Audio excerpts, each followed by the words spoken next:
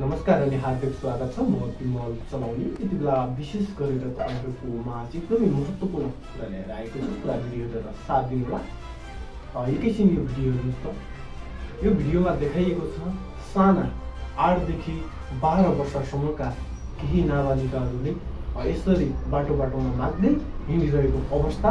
यो दृश्य हो काहीँ नभएर हाम्रै कर्णाली प्रदेश सुर्खेतको हो भनेपछि विशेष गरेर उनीहरूले चाहिँ पैसा मागेपछि दिएपछि ठिकै भइहाल्यो पनि नदिएपछि उनीहरूले मान्छेहरूको खुट्टा छुने लगायत हात जोड्ने लगायत यस्ता किसिमका व्यवहारहरू गरिरहेका छन् भनेपछि विशेष गरेर यो अहिले चाहिँ हामीले जानकारी प्राप्त भएअनुसार यो चाहिँ इन्डियादेखि नै यिनी नानी बाबुहरू आएर अनि एउटा संस्थाले केही कार्ड बनाइदिएको चाहिँ त्यही संस्थाले उठाउन लगाएको भन्ने विशेष कुराहरू पनि छ। विशेष गरेर उनीहरू माग्ने मात्रै नभएर उनीहरू त्यस्तो नराम्रो कुलतमा पनि लागि विशेष गरेर देख्न सकिन्छ।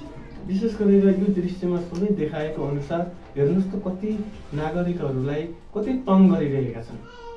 यिनीहरू चाहिँ नेपाल भित्रका होइनन् भन्ने कुरा पनि छ। नेपाल भित्रका पनि होइनन् र बाहिरदेखि आएर चाहिँ मेरो बाबालाई यस्तो भएको छ, मेरो बाबालाई यस्तो रोग लागेको छ, उहाँको लागि उपचार गर्नुपर्ने छ, यति पैसा ल्याउनुहोस् भनेर चाहिँ आजभोलि हामीले एउटा कर्णाली प्रदेश सुर्खेतमा मात्र होइन कि हामीले हरेक जिल्लाहरूमा हरेक प्रदेशहरूमा चाहिँ यस्ता कुराहरूलाई अनि यस्ता दृश्यहरू देख्न सकिन्छ भनेपछि विशेष गरेर एकदमै यस्ता नागरिकहरूले अथवा यस्ता साना बालबालिकाहरूले तर धेरै क्षति पुर्याउने पनि अहिले पछिल्लो समयमा एकदमै काम भइरहेको छ भनेपछि सबै एकदमै सचेत रहनुको लागि म अनुरोध गर्दछु। नमस्कार।